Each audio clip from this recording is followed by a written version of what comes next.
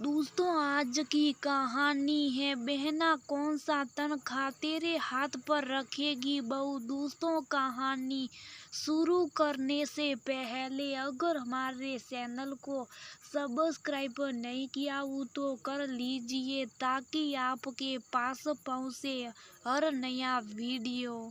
बीना मैं तो सोच कर आई थी कि 2-4 दिन तेरे पास रहूंगी और बैठकर तेरी बहू से सेवा पानी लूंगी, लेकिन यह तो उल्टा ही है। वह तो निकल गई सुबह सुबह सारा काम तेरे जिम्मे छोड़कर। तू भोले की भोली रहेगी। पहले तेरी सास ननद ने तेरा फायदा उठाया और अब बहू रानी कब अकल आएगी तुझे। सारी जिंदगी तू पीसती रहेगी क्या? बैठकर रोटी खाना लगता तेरे नसीब में नहीं। मना गया था नौकरी मत कर, अच्छा खासा रमेश कमाता था, लेकिन नहीं तुझे तो नौकरी करनी थी। डबल मार पड़ी ना तुझ पर। नौकरी भी करो और घर का काम भी। और अब रिटायर हुई तो बहू की चाकरी। अब तो संभल जा, मान ले मेरी बात और थोड़ा सा सख्त हो जा। कौन सा तनख्वाह तेरे हाथ पर रखेगी बहू? इतना ही अच्छा कमा रही है तो लगा ले अपने खर्चे पर। दो और नौकर।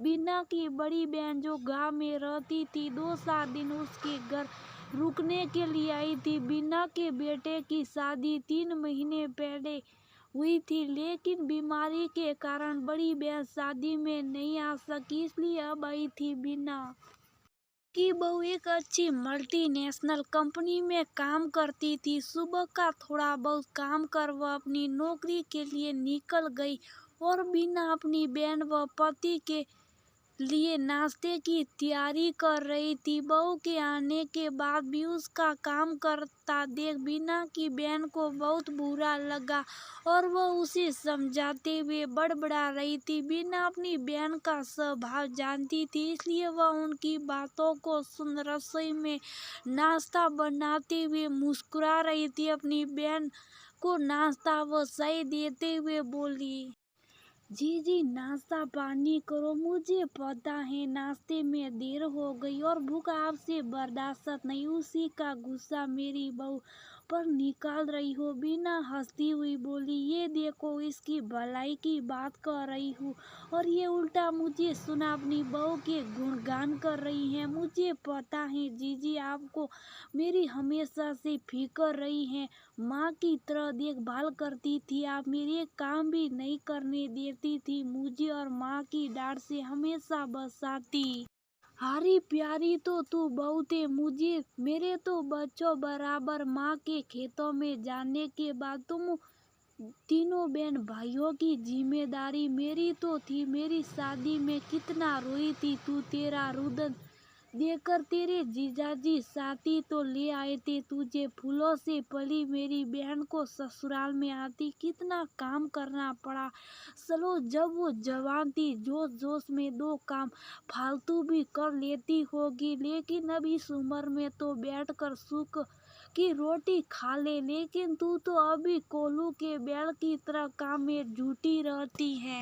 दीदी कहाँ काम में लगी रहती हूँ। सफाई वाली भी सफाई और झाड़ू पोछा कर जाती हैं। कपड़े बहुत जब भी समय मिलता धोती हैं। प्रेस वाला प्रेस कर देता।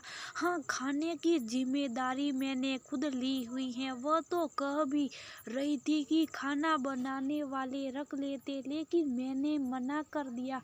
आपको तो पता है ना मुझे शुरू से खाना बनाने का शौक कितना रहा है। पहले नौकरी करती थी तो भाग दौड़ के कारण अपना ये शौक पूरा कहाँ कर पाती थी। संडे का दिन होता था जब कुछ अच्छा बनाती, लेकिन अब रिटायरमेंट के बाद इस शौक को पूरा करने का मेरे पास समय है, इसलिए खाना बनाने की जिम्मेदारी मैंने खुद ली है। और रही मेरी नौकरी करने की बात, आपको पता था ना कि नौकरी करना मेरा सपना था और इस सपने को पूरा करने में मेरी सास ने मेरा कितना साथ दिया। हाँ, घर का काम मैं कर जाती थी, लेकिन बच्चों को तो वह कितने अच्छे से संभालती थी। ये क्या कम है, जितना उनसे होता था उस उम्र में भी वह मेरी मदद करने की कोशिश करती। अपनी आखिरी समय तक भी वह कभी खाली नहीं बैठी।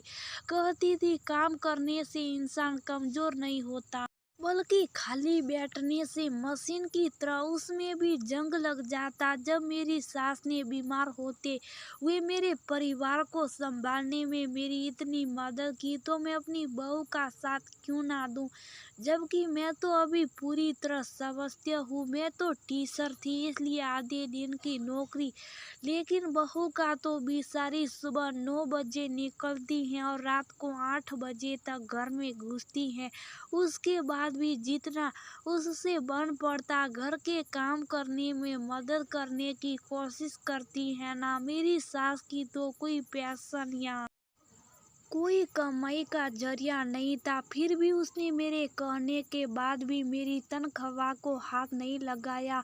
तो फिर मेरी तो अच्छी खासी पेंशन आ रही है, फिर मैं अपनी बहू से क्यों उम्मीद रखूं? मुझे पता है आजकल के बच्चे बहुत समझदार हैं, भविष्य के लिए बहुत सी योजना पहले ही बनाकर चलती। तेरी बात ठीक है बिना, लेकिन देखना, पहले नौकरी के कारण तू कहीं बाहर नहीं निकल पाती थी, और अब बहू की नौकरी के कारण बंधन तो है ना, वरना इस उम्र में तो सभी औरतें काम काज को अलविदा कर अपना मस्त रहती हैं।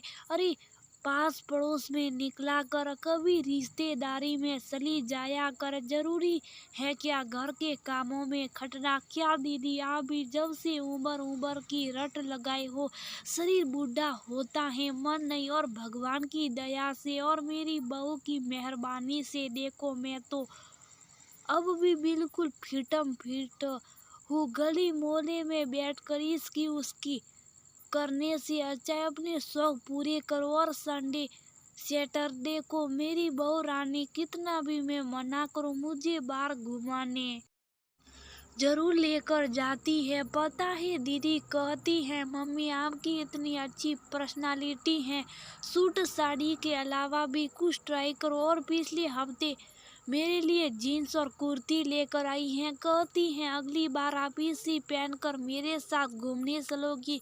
सच में बातों के लिए पहले मन झिझकती, लेकिन बहू ने बहुत कॉन्फिडेंस भर दिया है मुझ में। एक बात और दीदी, खाना बनाने का तो मुझे शुरू से ही शौक था। एक दिन बहू ने कहा मम्मी आप इतना अच्छा खाना बनाती हो कि ऑफिस में सभी आपके खाने की बहुत तारीफ करते हैं, तो इसे दुनिया के सामने क्यों नहीं लाती? और उसने यूट्यूब पर मेरा अकाउंट बना दिया। और पता है दीदी, कितने लोग मेरी रेसिपी को पसंद कर रहे हैं। और एक बात, उसने 2-3 मैगजीन में मेरी रेसिपी पोस्ट कर दी है और मुझे उसके लिए इनाम मिला। तो बताओ, उम्र क्या मायने रखती है?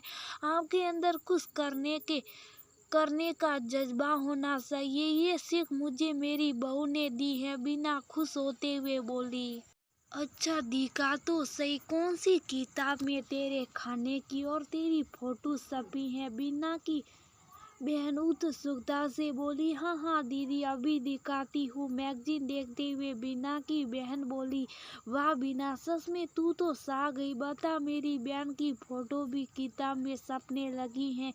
शुरू से हुनरमंद रही है तू। कितना अच्छा लगता है ना जब लोग तारीफ करते होंगे। हाँ दीदी, तारीफ किसको अच्छी नहीं लगती। एक बात कहो दीदी, हुनरमंद तो आप भी कम हो गया। आप कितने अच्छे स्वेटर बुनती थी। एक बार जिस डिजाइन को देख लेती थी उसको जड़ से दिमाग में बैठा लेती। हमारी कोई रिश्तेदारी बस योगी जहाँ आपके हाथ के बने स्वेटर लोगों ने ना पहने, आप क्यों नहीं अपने हुनर को सबके सामने लाती? हाँ कह तो तू सही रही है, लेकिन भाई अब इस उम्र में क्या दीदी, फिर से उम्र उम्र तो बस एक नंबर है, जज्बात तो दिल के अंदर है। पोता पोती आपके बड़े हो गए, ऐसी कोई जिम्मेदारी नहीं, तो इधर उधर बैठने की बजाय अपने शौक को आगे बढ़ाओ ना। बिना अब कौन हाथ के स्वेटर पहनता और मेरी कौन सी फोटो सब जाएगी किताब में? पहनते हैं दीदी, लोग को पसंद करते हाथ के डिजाइनर स्वेटर। चल भाई सोचेंगे, अब तूने इस बुढ़िया में इतना जोश भर दिया तो एक बार कोशिश करके देखते हैं। बीना की बहन हंसते हुए बोली। शाम को बीना की बहू जब वापस आई तो खाने के समय बीना ने अपनी बहन के शौक के बारे में बताया। सुनकर वह बोली, वाह मौसी जी, आप दोनों बहनों तो बहुत ही टैलेंटेड हो। और कौन कहता है कि अब लोग हाथ के बुने स्वेटर नहीं पहनते। मेरे ऑफिस में तो मेरे कई कुलिंग स्पेशली ऑर्डर देकर हाथ के स्वेटर बनाते हैं। आप कल तो अगला ऑर्डर आपको ही दिलवा दूं मौसी जी। सर्दियों में कई मैगजीन में बुनाई प्रतियोगिता निकलती है, आपकी एंट्री भेज दूंगी और मुझे पक्का यकीन है आपको फोटो भी मैगजीन में जरूर छपेगी। सुनकर बीना की बहन बहुत खुश हुई। मन ही मन वह भी सोच रही थी, सही तो कहती हैं बीना और उसकी बहू, शौक तो किसी भी उम्र में पूरे किए जा सकते, तो क्यों ना वह भी एक नई शुरू